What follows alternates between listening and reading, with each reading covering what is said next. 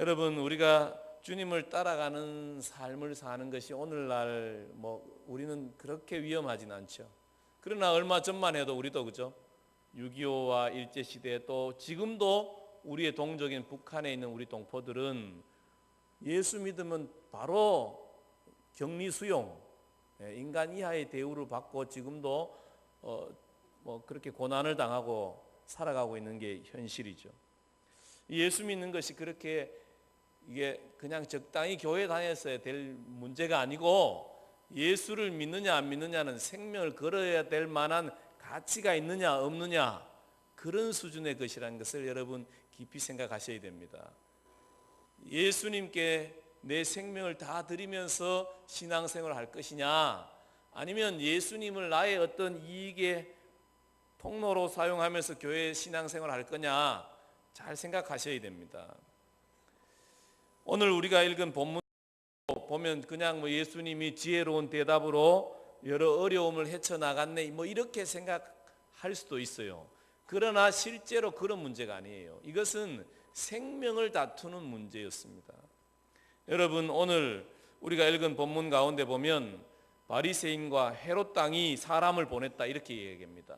이 두 사람이 연합해서 사람을 보냈다는 거예요. 또 18절에 사두개인이라는 사람도 예수님께 오죠. 그런 내용들을 보면 이 사람들은 원래 같이 친하게 지낼 수 있는 사이가 아닌 사람들이에요. 헤롯 당은 이런 사람들이죠. 우리나라로 보면 친일파라고 보면 됩니다. 친일파는 뭐 하는 사람이에요? 일본이 그나마 우리를 지켜주고 다스려주니 우리가 근대화가 이루어지고 철도도 놓고 그렇게 살지 이렇게 하는 사람들이 친일파예요. 그래서 친일파한테 여러 가지 어떻게 땅도 받고 뭐도 받아서 잘 사는 사람 이런 사람들이 헤롯 당인 것입니다. 바리새인은 어떤 사람입니까? 독립전쟁하는 사람입니다. 독립군이에요. 독립군. 우리나라의 전통과 문화를 지키고 어떻게 하면 창씨개명 안 된다, 머리 자르면 안 된다, 죽을 각오로 상투 못 자른다 이렇게 하면서 살았던 사람들이에요. 바리새인들은 우리가 율법을 잘 지키고 생명을 걸고 하나님의 말씀을 지켜 살면 어떻게 해요? 하나님이 우리를 이 로마로부터 구원해 줄 거다 그런 생각을 가지고 사는 사람이에요. 완전히 정치적인 입장이 다른 사람들이죠. 이렇게 다른 사람들이 오늘 예수님에게 찾아온 것입니다. 왜 찾아온 것입니까? 오늘 보면 그럴듯한 말을 합니다. 선생님, 당신은 참되시고 아무도 끓이는 일이 없으시니 좋은 사람인 것처럼 예수님을 칭찬하는 것처럼 보이지만 실제로는 예수님을 딱 어떤 함정에 빠뜨려서 어떻게 해요? 죽이려는 것입니다. 여러분, 이 사람들이 예수님을 향해서 이렇게 악한 마음을 품고 예수님을 죽이려고 하고 하는 이유가 무엇으로 보이십니까? 예수님이 무슨 대단한 산도적이었습니까? 독립을 방해하는 사람이었습니까? 아니에요. 예수님이 하신 일은 그들의 이익에 방해가 되는 일을 한 거죠. 좀 전에 보면 성전에서 성전 청결하는 일을 한 것입니다. 성전 청결하는데 제일 걸림이 되는 사람이 누구냐? 사두개인들이죠. 종교의 그 높은 지위에 있으면서 성전에서 성전을 관리하고 제사 지내고 하면서 이익을 챙기는 사람들이고 그들과 강하게 결탁되어져 있는 사람들이 헤롯 당원들입니다. 그러면 바리새인은 왜 그러냐? 바리새인은 왜 그래요? 예수님 너무 똑똑하시거든요. 예수님이 가르침이 바리새인과 서기관 같지 않더라 그렇게 이야기하죠. 예수님이 너무 잘 가르치는 거예요. 그래서 사람들이 어떻게 해요? 다 예수님에게 관심이 있는 거예요. 예수님이 뭐라고 말씀하시는지 예수님이 말씀하신 대로 그들이 움직이는 거예요. 하나님의 능력이 예수님의 가르침을 통해서 나타나는 것입니다. 그러면 우리가 박수 쳐주면 되지 그렇게 생각하죠.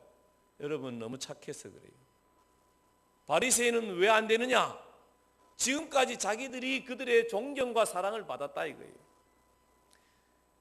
이 유대인들의 존경과 이 정말 하나님을 사랑하는 사람들로 존경과 사랑을 받았는데 누가 나타난 거예요? 젊은 사람 예수, 저 갈릴리에서 별 이름 없는 청년이 나타나서 사람들의 마음을 다 끌어간 거예요. 사람들이 자기에게 관심이 없는 것입니다. 여러분 첫째와 둘째를 키워보신 분은 아실 겁니다. 엄마가 아기를 낳고 둘째를 맨 안고 있으면 첫째는 어떻게 합니까? 갑자기 자기도 아기가 돼가지고 뭐 젖을 달라고 하거나 뭐 그렇게 하잖아요. 왜 그렇습니까? 내 사랑이 다 빼앗기니까 그걸 그냥 가만히 감당할 수가 없는 거예요. 바리새인들은 자기들의 인기가 이제 예수님의 빛에 가리워지는 것입니다. 그러니까 그들이 어떻게 해요? 예수님에게 더 좋은 감정을 가지지 않는 것이죠. 그런데 그들의 악한 생각 가운데 그냥 악한 생각으로 끝나지 아니하고 그것이 어떻게 돼요? 예수님을 죽이는 것에까지 동참하고 있는 것을 우리가 보게 되는 것이죠. 우리가 생각하면 우리의 신앙생활을 어느 수준에서 어떤 기준에서 해야 될 것인가를 깊이 생각해야 됩니다. 신앙인들이 교회를 다니면서 예수님을 나의 주인으로 모시고 내 생명을 주님께 내어드리는 신앙생활을 할 것인지, 아니면 예수님이 내가 이런 일이 이루어져야 되는데 나를 도와주는 분으로 예수님을 믿을 것인지를 결정하셔야 되는 것입니다. 우리가 이것에서 분명하게 결정해야 됩니다. 그렇지 않으면 우리는 얼마든지 뭘 할 수 있냐면 예수님을 십자가에 못 박을 수 있는 사람들이 되는 거죠. 여러분, 가룟 유다가 왜 예수님을 배신하는 것입니까? 뭐 예수님이 가룟 유다 야단쳤습니까? 아니에요. 마지막 십자가에 죽기 전에 그 세족식 하는 그날, 성만찬을 하는 그날에도 예수님은 가룟 유다에게 떡을 나눠주시고 가룟 유다의 발을 씻겨주셨어요. 사람들에게 너희 중에 누군가 나를 배신할 거다. 그런데 가룟 유다 저놈이 나를 배신할 거다. 그렇게 하지 않았습니다. 만약에 저놈이 나를 배신할 거다 이렇게 했으면 아마 베드로가 칼로 가룟 유다의 목을 그었을 것입니다. 그런데 예수님 그렇게 하지 않았어요. 가룟 유다가 예수님이 뭔가 자기를 괴롭히거나 스트레스 주거나 공격해서 배신한 게 아닙니다. 그럼 왜 배신한 것입니까? 더 이상 예수를 따라다녀서는 내게 이익이 될 게 없다라고 생각했기 때문인 것입니다. 왜? 자기는 예수님을 따라다니면 뭔가 예수님이 우리를 로마에서 구원해주고 우리가 이제 마음껏 이 땅을 다스리는 새로운 나라를 이루어줄 분으로 따랐는데 이제 뭐 십자가에 죽는다 그지를 않나 뭐 별로 비전이 없어 보이는 것입니다. 자기가 모든 걸 걸고 따라다닐 만한 가치가 없어 보이는 것입니다. 자기의 이익과 유익이 앞장서면 우리도 어느 결정적인 순간에 하나님을 따를 것인지 하나님을 배신할 것인지를 선택해야 되는 순간에 우리는 가룟 유다 같이 나는 안 될 거라고 장담할 수 없다는 걸 알아야 됩니다. 그래서 우리가 신앙생활 하면서도 기초를 든든하게 해야 되는 것입니다. 내가 예수를 나의 주인으로 믿고 내 생명 주님께 드리리. 내 생명, 나를 안 보고 고개 숙이고 있는 사람들은 뭐라? 저 또 김하원이 아니가 저거. 김하원이야 그 옆에 있는 조재용이 고개 들고 날 봐야지. 고개를 등을 뒤로 제껴. 토요일 밤에 일찍 자고. 우리 아들들인데 아직 수준이 저래요. 뭐 어쩔 수 없지 뭐. 그 매주일마다 이렇게 한 번씩 불러주는 수밖에 뭐 더 있겠습니까? 예, 어쨌든 좋습니다. 어느 순간이 되면 우리가 이것에 대해서 분명하게 지금도 그렇게 작정하고 살아가도 어느 정말 위험한 순간이 되면 나도 모르게 사람인지라 두렵기도 하고 힘들기도 하고 어렵기도 하면 얼마든지 예수님을 배신할 상황이 주어졌을 때 그렇게 될 가능성이 있습니다. 어떤 측면에서 순교하시는 분들은 참 하나님의 은혜다 이런 생각이 있어요. 그 순간에 얼마나 힘들었겠어요. 우리 주기철 목사님의 기도를 보면 알 수 있어요. 나를 위해서 기도해 주십시오. 내가 이 어려움 고통당하다가 혹시 주님을 모른다 할까 봐 내가 주님을 배신할까 봐 나를 위해 기도해 주십시오. 그분이 그렇게 이야기해요. 여러분 걱정하지 마십시오. 나는 뭐 무쇠철 무쇠다리 뭐 이런 막 못이 막 거꾸로 박혀있는 그곳을 걸어가도 하나도 안 아픕니다. 절대 그러지 않았어요. 제발 나를 위해서 기도해 주십시오. 나 너무 힘듭니다. 나 너무 아파요. 내가 이 상황 가운데도 배신하지 않을 수 있도록 나를 위해서 기도해 주십시오. 그렇게 기도하시는 것을 우리가 보게 됩니다. 그래서 우리가 이 땅에 살아가면서 우리 스스로 나는 예수님을 왜 믿느냐에 대해서 점검해야 되는 것입니다. 주님이 나를 위해서 죽으셨고 다시 사셨고 그분이 나를 위해서 생명을 버리신 그 은혜와 그 사랑이 내게 믿어지고 그것이 경험되어지고 하나님의 사랑이 내게 믿어졌을 때 나도 내 생명 주님 위해서 내어놓겠습니다. 이렇게 결정하고 따라갈 수 있게 되는 것이죠. 이것이 안 믿어지면 교회를 다니면서도 여전히 그가 나를 위해서 무슨 이익이 될까? 하나님을 믿는 게 내게 어떤 유익을 줄까? 우리 자녀들이 예수 믿으면 좀 더 잘 될까? 물론 그런 일들도 있을 수 있을 것입니다. 그러나 그것이 우선이 되어지면 그렇지 않은 상황처럼 보여지는 어떤 일이 일어날 수 있는 거죠. 우리의 인생은 계속 진행되어져 가는 것이기 때문에 어느 때는 성공하다가 어느 때는 실패하기도 하고 어느 때는 어렵다가 어려움을 넘어서기도 하고 그런 거죠. 그런데 어려움의 상황에서만 보십시오. 그 어려움의 상황에서만 보면 하나님이 나를 지키실 거라고 믿어지겠습니까? 하나님은 뭘 하시냐 이런 생각이 드는 거죠. 여러분 자기 남편이 수십 군데 칼에 찔려 죽을 때 하나님은 도대체 어디서 뭐 하셨습니까? 이런 질문을 할 수밖에 없는 것이 현실 아닙니까? 그런데도 거기에서 하나님의 음성을 듣고 하나님이 무엇을 원하시는지 우리 남편이 갔던 그 길을 내 아이들과 함께 같이 가겠다. 누가 이렇게 결정하게 되는 것입니까? 이미 그들의 생명을 주께 드리기로 작정한 사람, 하나님께서 나를 그만큼 사랑했다는 것을 아는 사람이 되어지는 거죠. 여러분 이 바리새인과 서기관들이 두 번째로 왜 예수님을 이렇게 십자가에 못 박아 죽이는데 동의하고 이런 일을 하는 것입니까? 그 이유 중에 한 가지는 뭐냐면 그들의 상식에 맞지 않는 분이 예수님이었다는 것입니다. 바리새인 그들이 생각했을 때 예수님은 아주 무례배예요. 왜? 안식일 날 법을 막 어깁니다.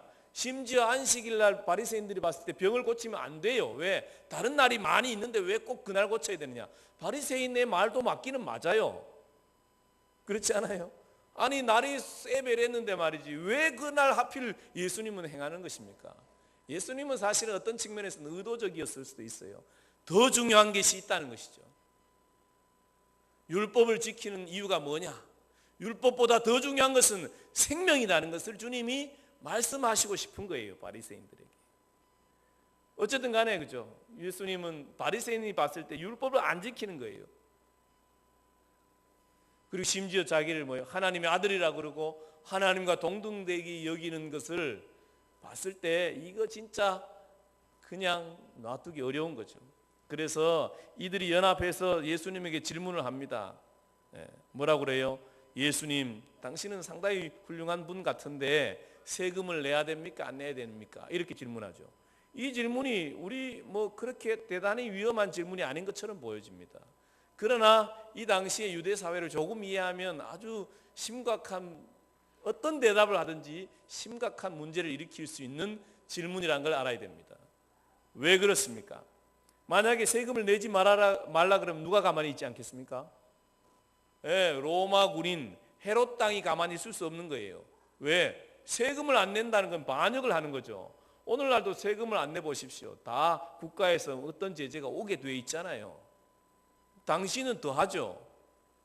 만약에 예수님이 세금 내지 마세요 그러면 어떻게 돼요? 반란을 주도하는 자가 되는 것입니다. 그러면 세금 내세요 해야 됩니까? 세금 내세요 그러면 어떻게 되는 것입니까? 바리새인들과 그 많은 대중들이 세금 내는 것 때문에 엄청나게 지금 스트레스를 받고 있는 상황입니다. 왜냐하면 로마인들이 세리를 누구를 뽑았냐면 유대인들을 뽑았습니다. 그리고 유대인들이 어떻게 했냐면 세리 너희가 알아서 세금을 걷어 여기에서 얼마 저기에서 얼마를 걷어 알아서 얼마를 걷어서 로마에 바치고 나머지는 네가 가져 이렇게 된 것입니다. 그러니까 이 사람들이 세금을 어떻게 해요? 과도하게 징수를 하게 되는 거죠. 그래서 자기도 가지고 로마에도 주고 그렇게 하는 것입니다. 그러니까 많은 사람들은 반감이 일어나는 거죠. 억울하게 많이 당했다. 그래서 세리를 당시의 사람들은 창녀와 같은 매국노로 본 것입니다. 그런데 오늘 예수님이 세금 어떻게 내 이렇게 하면 어떻게 돼요? 매국노의 편을 드는 것과 똑같이 되는 거죠. 그러니까 예수님이 그렇게도 말씀하실 수 없는 상황에 아주 기가 막힌 질문을 한 것입니다. 여러분들, 그들이 이런 질문을 예수님에게 해놓고 속으로 어떻게 했을 것 같아요? 춤을 췄을 거예요. 예? 쾌지나 칭칭나네. 니는 이제 딱 걸렸다. 어떻게 해요? 니는 이제 끝났어. 딱 이렇게 했을 거예요. 그렇게 뭘 자랑했을 거예요? 나의 지혜를 봐라. 나의 지혜로움을 봐라. 예. 여러분, 사람의 상식과 지혜는 성경으로 점검되어져야 됩니다. 성경적인 상식을 가져야 됩니다. 성경적인 상식이 아닌 상식을 따르는 사람도 많이 있습니다. 여러분, 마르크스를 따르는 사람들은 그들 나름대로의 이론과 기준과 상식이 있어요. 그래서 그들이 한 일이 뭔지 아십니까? 우리는 유대인 히틀러가 나쁜 놈이다 600만 학살했다 그러는데요, 막스 레닌주의를 따라서 1억 4,800만 명이 죽었다 그래요. 통계를 내보면 어떤 사람이 모택동을 나는 가장 존경한다. 근데 모택동으로 인해서 7,700만 명이 죽었어요. 그럼 남한 인구는 몇 번 죽어야 되는? 한 2번 죽어야 되는 것입니다. 몇 살부터? 어린 아이부터, 아기부터 내일 죽으려고 병원에 있는 사람까지 싹 다 죽는 게 한 2번 정도 다 죽어야 돼. 이게 보통 일이 아니에요. 이런 사람을 어떻게 해요? 존경하게 된다는 것이죠. 어떤 생각을 가져서 그런 것입니까? 왜 이들이 이렇게 된 것입니까? 그들이 상식이 없어서 그런 것입니까? 아니에요. 그들은 공부 많이 한 사람들입니다. 똑똑한 사람들입니다. 놀라운 이론이에요. 그러나 뭐예요? 성경적이지 않아요. 창조주 하나님을 믿지를 않아요. 여러분, 여러분의 생각과 상식이 성경으로 점검되시기를 축복합니다. 우리 그리스도인들에게 정말로 구해야 될 것은 은혜예요. 왜냐하면 지식과 능력과 물질과 건강 이런 것들이 우리에게 필요 없다는 게 아니에요. 이것이 하나님의 은혜의 통로가 되려면 뭐가 되어야 되느냐? 은혜가 먼저 있어야 되는 것입니다. 은혜가 있고 하나님의 사랑이 있고 하나님의 마음이 있을 때에 이것이 지식과 은사와 심지어 능력까지도 하나님 나라를 위해서 쓰임 받는 게 되는 것입니다. 그렇지 않고 이런 것들이 우리에게 있으면 심지어 은사를 가지고 사람을 시험 들게 할 수 있어요. 무슨 말인지 아십니까? 물질을 가지고 생명을 살리는 것이 아니라 더 악한 일을 할 수 있고, 건강해서 이것으로 뭔가 이 땅에 복이 되는 일을 하는 게 아니라 더 나쁜 일을 할 수 있고, 지식 똑똑하게 머리 훈련해서 뭐 할 수 있어요? 더 나쁜 이론을 만들어낼 수 있는 거예요. 그러므로 우리가 참으로 생각해야 될 것은 더 똑똑한 사람, 더 지혜로운 사람, 더 많이 버는 사람, 더 건강한 사람, 이것보다 더 추구해야 될 게 하나님 내게 은혜를 주십시오. 주의 은혜로 나를 덮어주십시오. 주님의 사랑으로 나를 덮어주십시오.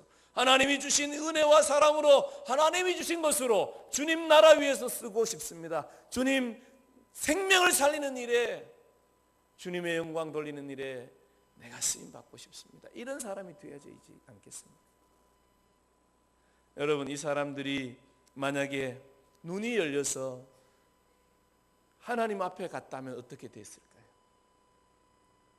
지금 오늘 예수님에게 질문하는 사두개인들의 질문, 이들이 부활에 대해서 묻죠. 남편과 아내가 결혼했는데 남편이 죽었어요. 그 동생들도 다 부인하고 결혼했어요. 이런 거는 그 당시에 고대의 전통을 이해하면 이해할 수 있는 것입니다. 고대 사회는 어떤 사회냐면 이 농경 사회였고, 이스라엘은 특별히 땅을 어떻게 했냐면 하나님으로부터 분배를 받았습니다. 어떻게 해요? 지파별로. 남자가 땅을 제비 뽑아서 얻은 거예요. 그럼 이 재산은 어떻게 되냐? 그 가문에 계속 물려줘야 되는 것입니다. 근데 그러려면 뭐가 있어야 돼요? 아들을 낳아야 되는 거예요. 근데 애를 못 낳고 죽었습니다. 그럼 어떻게 돼요? 만약에 이 여자가 다른 나라 사람하고 결혼했어요. 그러면 이 땅이 어떻게 돼요? 다른 나라 사람의 것이 되는 것입니다. 무슨 말인지 이해가 되시죠? 자녀 없이 그 부인이 유산을 물려받아서 다른 나라 사람하고 결혼하게 되면 이 땅은 자기 지파로 계속 남지 못하고 다른 나라 사람에게 가게 되는 것이죠. 그러니까 그 당시에는 그런 제도가 있었습니다. 그리고 또 한 가지 이유가 있습니다. 여자가 노동력이 약하죠. 아무래도 서로 쟁기질을 여자가 하기 어렵습니다. 그러면 어떻게 해야 되겠냐? 살려야 되잖아요. 보호해야 되잖아요. 그래서 그 동생이 형수와 결혼해서 형수를 보호해 주는, 어떤 측면에서 그런 의도로 이런 어떤 제도가 있었죠. 근데 어쨌든 간에 이들이 이런 질문을 하면서 뭔 생각했겠어요? 자기는 부활을 믿지도 않아요. 그러면서 예수님의 시험에 빠뜨리려고, 만약에 그래 가지고 부활했다고 치자, 그러면 어떻게 될 거냐, 이렇게 예수님에게 곤란한 질문을 했다고 생각하는 거예요. 사실은 예수님이 그러죠. 그러니까 네가 부활도 모르고 하나님도 모르는구나, 그렇게 이야기하죠. 하나님 나라에 갔을 때 하나님은 산자의 하나님이다, 그렇게 딱 말씀하시죠. 부활 때가 되어졌을 때 결혼도 안 하고 장가도 안 가고 시집 장가가 하는 그런 개념 자체가 없다, 그렇게 이야기해요. 예수님은 이미 하나님 나라의 세계를 다 아는 거죠. 그러니까 대답이 쉬운 거죠. 시집 장가 그런 거 없어. 그냥 함께 하나님 나라에 있는 거야. 새로운 차원의 존재가 될 것을 예수님이 아셨습니다. 근데 이 사람들은 눈이 열리지 않은 거죠. 하나님 나라가 어떤지도 모르는 거예요. 너는 성경도 모른다 그래요. 왜? 성경 모세오경만 붙잡고 이야기하는데, 모세오경에 이미 하나님이 아브라함의 하나님, 이삭의 하나님, 야곱의 하나님 이야기하지 않았느냐. 근데 아브라함, 이삭, 야곱 부를 때 과거의 아브라함을 이야기하는 게 아니라 지금 하나님 앞에 살아있는 아브라함을 이렇게 부른다는 거예요. 그러니까 아브라함도 살아있고 야곱도 살아있고 이삭도 살아있는, 다 살아있는 존재로서 부르고 있는다는 거죠. 하나님 앞에서 이 부활할 때에 이들은 다 살아있는 하나의 존재이고 인격인 거죠. 그런 새로운 차원의 세계에 대해서 예수님이 말씀하시는 것입니다. 이 사두개인들은 결국은 뭘 못한 것입니까? 그들이 하나님 앞에 갈 때를 바라보지 않는, 전혀 보지 않는 거죠. 우리 신앙인들도 마찬가지고요. 이 바리새인이나 헤롯 당이나 사두개인이나 만약에 그들에게 믿음의 눈이 열리고 영의 눈이 열려서 하나님 나라를 보았으면 그들이 어떻게 살았을까요? 하나님 앞에서 이렇게 예수를 잡아 죽일 생각을 했겠습니까? 전혀 다른 차원의 삶을 살지 않겠습니까? 오늘날도 마찬가지예요. 우리 그리스도인들도 제발 눈이 열려야 돼. 믿음의 눈이 열리고 영의 눈이 열려야 됩니다. 여러분, 우리가 육신의 눈, 정신도 바짝 차려야 돼요. 영의 눈이 안 열려도 육신의 눈만 생각해도 그렇잖아요. 여러분 다 50년 더 살 사람 많지 않아요. 120살까지 쳐줘도 50년 더 살 분이 많지 않아요. 그 정도 되면 좀 많은가? 하여튼 50년 더 살 분이 많지 않은데 이미 50을 더 살았어요. 대부분 많이가. 그럼 어떻게? 나는 앞으로 산 만큼 더 못 산다는 거예요. 그럼 그 다음에 어떻게 될 건가를 생각해야 될 거 아니에요. 그냥 상식적으로 생각해 봐도 영의 눈이 열려서 하나님 나라에 가서 봤을 때 내가 어떻게 하나님에게 평가받을까 생각해 보면 우리가 지금 어떤 마음으로 살아야 될지를 생각해야 되죠. 특별히 여러분, 그것이 자연스럽게 되기를 축복합니다. 하나님의 세계가 보여지고 하나님 앞에서 내가 칭찬받고 상 받을 때가 보여져서 지금 내가 하나님 앞에서 사는 삶이 남들에게는 이상하게 보이고 특이하게 보일지라도 나는 주님을 따라가는 길을 가는 그런 하나님의 사람들이 되시기를 축복합니다. 수산나 게스케가 사람들이 인터뷰를 했어요. 터키인들이 인터뷰를 했어요. 그때 그렇게 이야기했어요. 나는 이들을 용서합니다. 어떻게 당신이 용서할 수 있습니까? 그때 그가 자기도 모르게 이런 말을 했다는 거예요.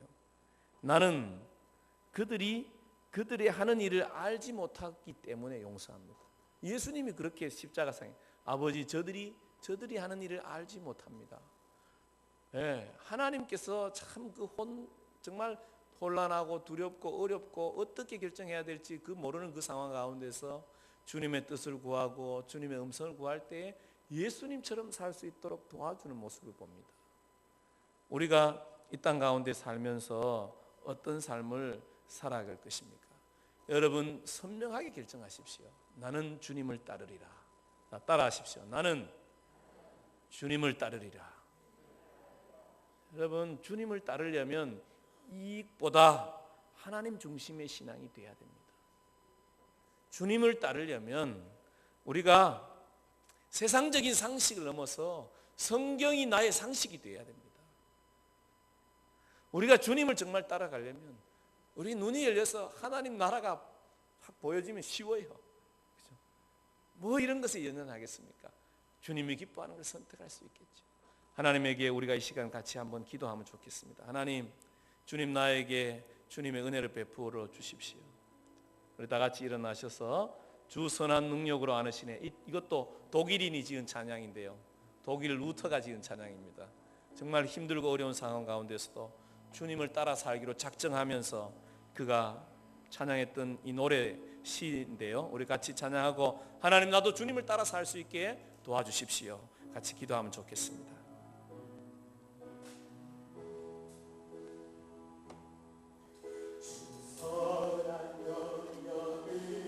안으시네,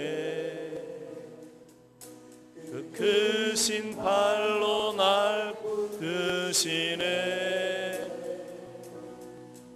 절망 속에도 흔들리지 않고 사랑하는 주 얼굴 다시 한번 주 선한 능력으로 안으시네. 선한 능력을 하나님께서 여러분을 안으시기를 원하십니다. 주님을 따르고자 하는 자를 붙잡아 주실 것입니다. 이 시간 또 기도받기를 원하시는 분 있으면 앞으로 나오십시오. 속에도 흔들리지 않고 사랑하는 주 얼굴 구하리. 선한 능력으로 일어서리.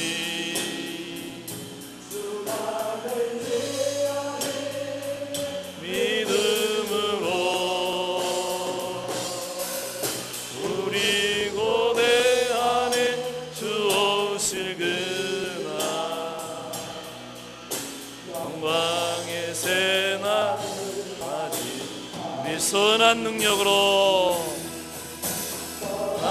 능력으로 일어서리.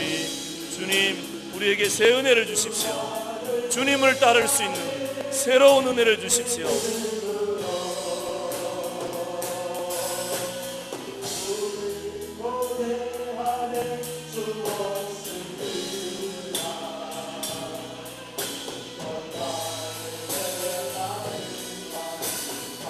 우리 다 같이 주여 하고 기도하겠습니다.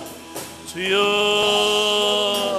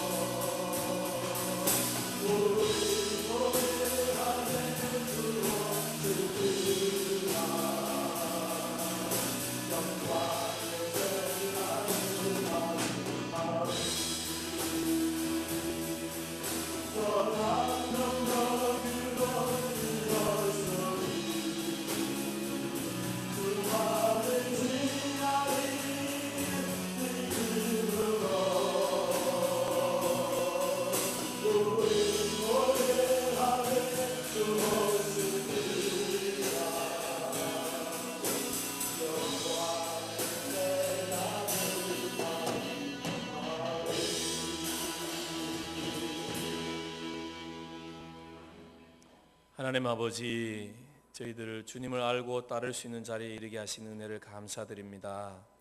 하나님, 저희들이 정말로 주님을 따를 수 있도록 내 이익보다 하나님을 내 주인으로 모시고 정말로 이 세상 사람들의 이론과 생각을 넘어서 정말로 성경의 진리의 말씀 위에 서서 하나님 나라 바라보며 내게 맡겨진 사명 붙잡고 하나님께서 내게 허락하신 삶의 현장에서 한 걸음 더 믿음으로 앞으로 나가는 하나님의 사람들이 다 될 수 있게 도와주십시오. 하나님, 누구를 탓하거나 누구를 비난하거나 누구를 부러워하거나 하나님 하지 아니하고 오직 주님을 바라보며 주님이 기뻐하는 삶, 주님께 영광이 되는 삶, 주님을 사랑하는 삶, 주님의 마음으로 이 땅의 모든 죽어가는 것들을 사랑하는, 모든 생명들을 사랑하는 삶을 살아가는 하나님의 사람 될 수 있도록 은혜 베풀어 주시옵소서. 예수님 이름으로 기도합니다.